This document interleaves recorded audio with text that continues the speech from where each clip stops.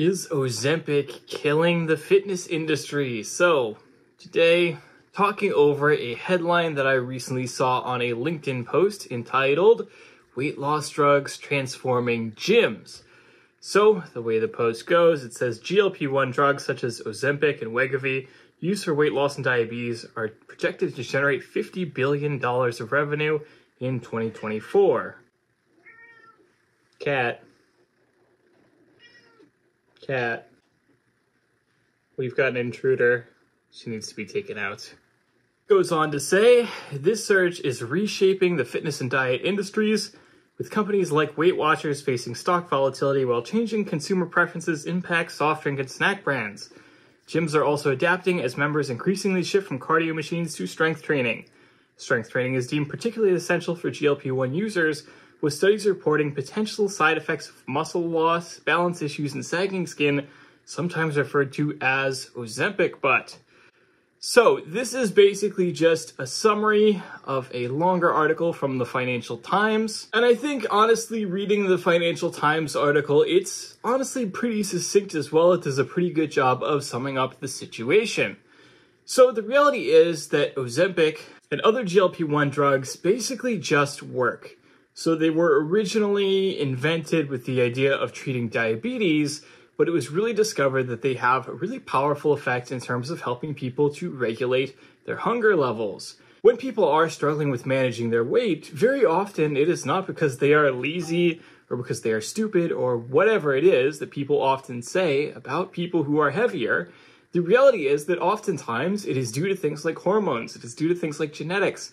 Yes, sometimes it could be that, basically you just start working out better, you start managing your diet a little bit better, and you can see incredible weight loss. But for most people, they do all that stuff. They've been trying to do all that stuff since they were kids, and basically it just doesn't work. And with those people, it becomes, obviously this insidious, hateful thing where basically everyone just doesn't believe them, right? They keep telling you, like, no, you just need to diet more, you just need to exercise more, and it still doesn't work, and they, keep having to try harder, and that just, just eats you up from the inside over time, right? So this is actually a drug that really treats these issues at the source. When you look at examples of quote-unquote weight loss drugs in the past, basically you've just been talking about really powerful stimulants, right? You've basically been talking about the equivalent of like cocaine or meth. You've been talking about things that, like basically hype up your energy levels and of course leads you to burn more calories, but at the same time, basically they can have really huge negative side effects. And, they don't really treat the root issue, which is that basically you have some kind of issue with your hormones or some kind of issue with your hunger levels that is often untreated.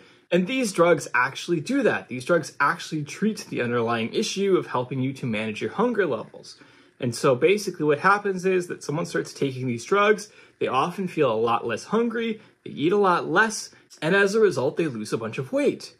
Which, of course, also has its own side effects. When you talk about these GLP-1 drugs, they do cause some side effects as well, typically related to issues with indigestion, right? So it's also just something where, like, you start taking these drugs, you start eating a lot less food, and your body is not used to that, right? And so what can happen is you can lose a lot of weight really quickly, but this is weight that's all lost exclusively through cutting out calories, right? And in general, when we talk about losing weight, the healthy way to do it involves basically not losing weight too quickly, not focusing exclusively on cutting your calories, but also focusing on increasing your energy expenditure, right? So basically some combination of diet and exercise, which is commonly referred to as calories in and calories out. And we have had so many attempts, we have had so many approaches in the fitness industry to try and solve this problem, right? Trying to get people to eat less, trying to get people to move more.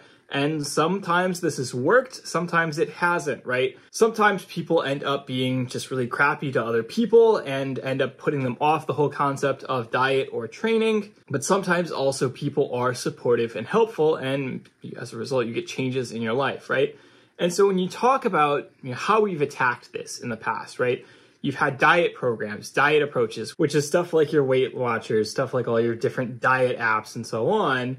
And then you've also got attempts to get people to move more, which is stuff like your personal trainers, your fitness professionals, and so on. And I'll be so honest, like, I'm very blessed that I live today in a situation where I don't really do a lot of weight loss work with the clients that I work with, in particular as an online fitness coach.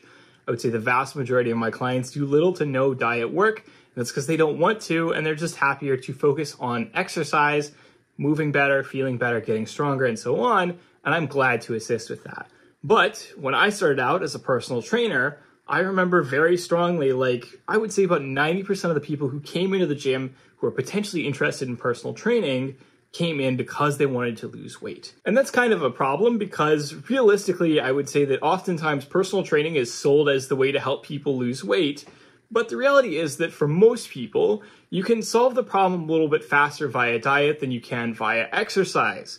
So when it comes to, again, what we're talking about earlier, you have the calories in and the calories out, it's often a lot easier to manage the calories in than it is to increase the calories out, which is to say that, like you could spend 5 minutes eating a certain number of calories and then need to spend, 2-3 hours doing the amount of exercise required to burn it off, right? It's a relatively inefficient approach to try and do things exclusively via exercise. But again, the healthy way to do it is to do both, right? The healthy way to do it is to both manage your calories and to focus on increasing your expenditure, because then you get all the other health benefits of exercise that are not related to weight loss, which includes things like building more muscle mass, building more endurance, building more joint stability, and so on. Those are all huge positive benefits of training that are unrelated to weight loss. The Financial Times article also mentions that obviously it's been sort of a challenging post-COVID industry, right? When COVID happened, obviously I was relatively insulated because I work primarily as an online coach. And so basically what I could do was I could shift a lot of my clients to doing home workouts instead of gym workouts, right? And so as a result, I was able to keep most of my clients and I didn't have too much issue from that. But at the same time, COVID shutdowns meant that basically a lot of gyms either basically just went out of business or just had to, close up shop for a while. And that was obviously a huge impact. This also led to a lot of people getting more into home fitness in general, buying a lot more equipment. I mean, you can see personally, I've got so much equipment in this room that I bought during the pandemic, which obviously I still use, but not nearly as much as I used to, simply because I needed stuff to do. So there was this big increase in people buying home fitness equipment, and accordingly, this big drop in people actually going to a gym. The article goes on to talk about how this leads to a shift in the kinds of exercise people are doing, saying that basically in the past, things used to be a lot of treadmills, elliptical machines, stationary bikes, cardio equipment, etc. And nowadays, people are caring a lot more about the lifting, the weight machines, the free weights. And I do want to kind of push back a little bit on this because they do mention in the article that this is something that has been changing for over a decade. And so this is not, exclusively caused by the shift to using these GLP-1 drugs. But there is a really interesting synergy here, right? So basically the common approach that a lot of people would do when they were trying to lose weight via exercise was do a lot of cardio, because there was always kind of pitched as like, okay, cardio burns more calories, so that's going to be the best in terms of, again, that calories in, calories out, and of course losing weight as quickly as possible. So it was always like, okay, do a ton of cardio to lose weight. And of course, cardio also means that you get your heart rate up more, you sweat a lot more, and that obviously feels like you're going to be losing weight more, right? Because you're sweating stuff out. That actually feels like weight loss. As opposed to, you go into the gym, you lift some weights, you don't really sweat that much, and you go, okay, well, great, I had a great workout, I got a pump, whatever, and you go home, right? It doesn't feel the same. Cardio also had the benefit that it's incredibly simple in comparison, right? If, somebody who has zero experience walks into the gym, and they're like, okay, what do? They're probably just going to step on a treadmill because they understand the concept of walking. They understand the concept of cycling. They understand the concept of the elliptical. They don't necessarily understand a bench press as easily, right? They don't necessarily understand like, okay, there's all these different movement patterns and okay, here's what good forms looks like. Here's what bad form looks like. Got to master, different rep and set combinations. How much weight should I use and so on? All of that stuff is a lot more confusing. But as the article points out, that has been changing in the last couple decades. I agree with this really strongly. I think in particular for women. So in particular, about 20 years back, it was very uncommon that you would see women seriously lifting weights in the gym because there was a lot of this sort of like 80s and 90s sort of like, okay, like if you lift weights as a woman, you instantly turn into like these, jacked female bodybuilders who look very masculine. And, obviously women, you don't want that. And so there was this pitch to sell women, basically just that they should only do cardio or that if they did lift weights, they'd use really light weights and do really high reps. which is actually not a good training program for anybody in particular necessarily, but it was pitched as the idea that, okay, this would be better for women because you're not going to gain bulky muscle mass, you're just going to get lean and toned. Again, not accurate. We're not going to get too close into that right now.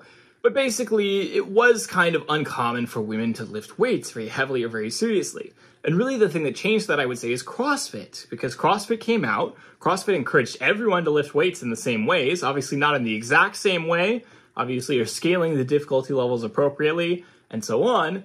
But CrossFit encouraged women to start actually lifting weights. And as a result, women did start actually lifting heavy weights. And we started seeing, oh, women do not immediately turn into extremely masculine physiques when they start lifting weights. They actually get those lean, shredded-looking physiques that, they've always wanted when they were doing the lightweight stuff. So a lot more women start lifting weights. This also kind of created this shift in terms of the kinds of physiques that we're looking for, right? It used to be that we wanted women to just be small and skinny, and that was it. And then it kind of changed into okay, women can have a butt, right? Women can be kind of jacked and have some muscle mass and be lean and look good, right? And so this created this huge cultural shift. There was a lot more, I would say, fitness influencers that kind of push this kind of stuff. And so this article kind of correctly assesses, yes, this is an ongoing trend, right? A lot more people have been moving towards lifting weights overall because there's just been a lot more knowledge about it, a lot more fitness content that is readily available for people in terms of social media and YouTube videos and so on. It's so much easier to find good basic info about how to lift weights than it was, 20, 30 years ago, when a lot of stuff was confined to advice mostly for men and mostly stuff that you would find in bodybuilding related publications and nothing else. However, one of the things about these GLP-1 drugs is, again, that you're attacking the problem primarily just by cutting out calories, right? Just by eating less. And that can cause a problem when you rapidly lose weight, because then you're talking about things like you may have some loose skin. You're talking about when you lose weight exclusively by cutting calories, you might be losing some muscle mass. Typically, again, you want to be both cutting calories and increasing your activity. And you also want to be making sure that you're eating enough protein. So what happens is, when you're eating enough protein and you're lifting weights alongside cutting your calories, you're able to maintain most of the muscle mass that you have. Obviously, you're still going to lose some muscle mass, but you can build/maintain pretty much, as much muscle mass as you can. And then as a result, you get leaner, right? You look leaner, you look good. When you don't lift weights and you just cut calories, you get leaner, but you don't look like you're getting leaner because you're also losing muscle mass. So you don't really have much definition to things. And so the end result can be that you have this sort of saggy sort of feeling, right? You've lost a lot of weight, you have loose skin, but you don't have any muscle underneath it to make yourself look good. And so the end result is that basically you just look smaller, you just look like you've shrunk down a little bit, right? As opposed to, okay, I've actually gotten leaner, I've actually developed muscle mass, muscle definition. And so you can see where there is a much better synergy where if you take somebody who starts using these GLP-1 drugs and they start also doing, okay, I'm going to do some weight training as well, then they can retain or build some muscle mass, and then they can look a lot better when they lose weight, as opposed to just shrinking down. And again, also, as noted, some of the side effects of these GLP-1 drugs can be indigestion, stomach upset, right?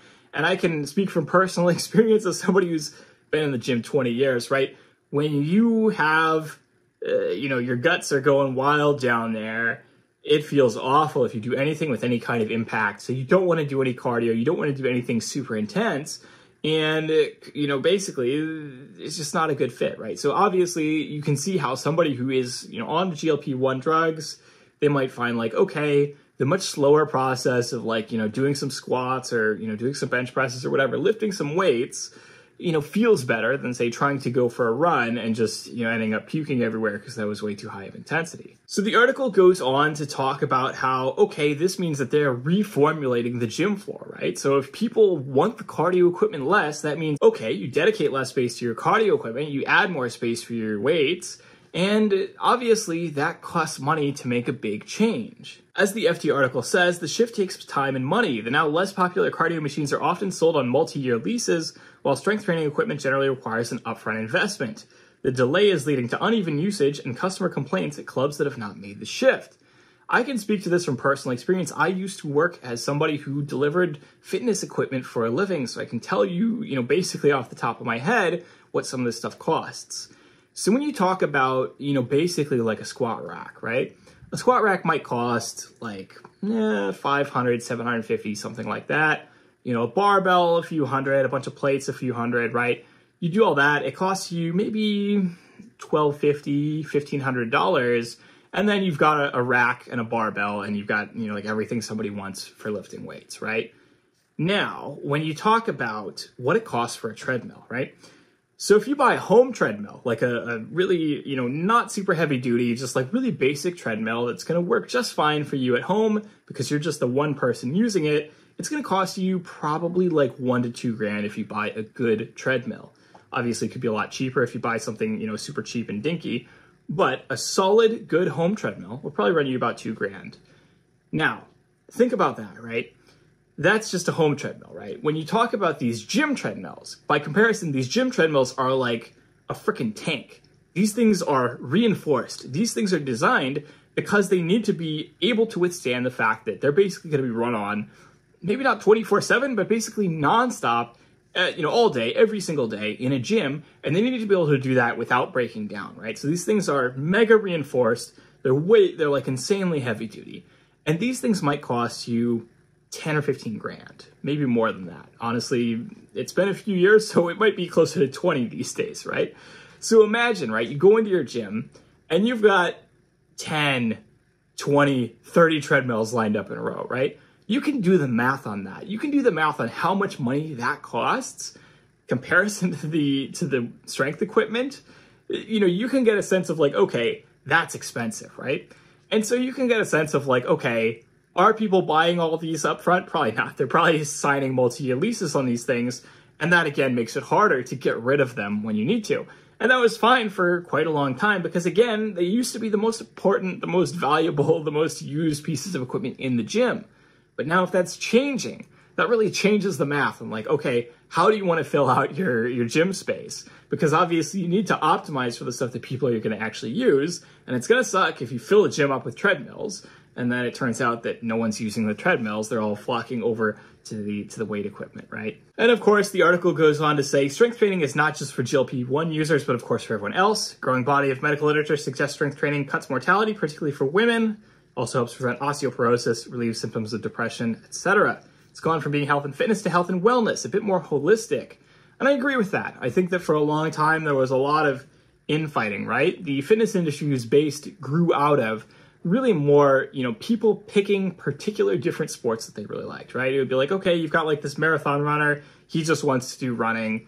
That's all he wants to train for. Okay, you've got this power lifter. He wants to lift heavy weights. That's all he wants to do. He doesn't want to do cardio, right?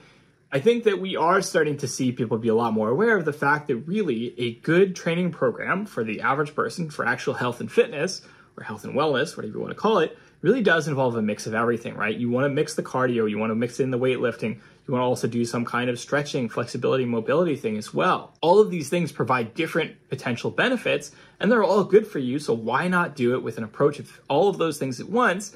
And then, of course, also manage your diet a little bit as needed to manage your weight. And again, GLP-1 drugs are just one piece of that overall picture, right? They are a solution for some people. They are a way to solve a particular root problem that a lot of people have. However, I think as should be evident from, you know, basically the discussion we've been having so far, that doesn't mean that they're a magic bullet, right? They're not going to solve all of your problems. They are, you know, basically a way to help, but they're not a magic pill, right? You still need to do other things to manage the side effects. You still need to do other things to be generally healthy in an overall sense. So based on all of that, do I think that Ozempic is really going to kill the fitness industry? Is it really going to kill gyms? Well, obviously not. I could imagine that there are some people who really just want to manage their weight. They really don't want to work out that much. Maybe they move around plenty in their normal life, and so they just don't really care that much about, like, oh, I don't really care that much about going to the gym or lifting weights or whatever, right? Like, that's totally fine. And so, yes, there may be fewer people that go to the gym as a result of using these drugs. But I think also there are these longer-term trends, these longer-term shifts in terms of how people use gyms. And I think that these drugs are also contributing to that. They're sort of hastening or speeding that change along, right? And so what I do think is that we will see that in the future, there is a bit more of a shift in terms of how mainstream gyms are structured, the kinds of things they focus on, the kinds of things they dedicate floor space to, and so on. Obviously, you might see some gyms go out of business, or you might see some businesses go out of business, right? But I think that a lot more of them will simply adapt to the changing environment, and we're going to see a slightly new, slightly different fitness industry going forwards. So that is all for today's video. I hope you have enjoyed it. As always, don't hesitate to comment down below. Let me know what you'd like to see in future videos. Smash the subscribe button, the notification bell, smash that like button. Have a good week, and I will talk to you all next week.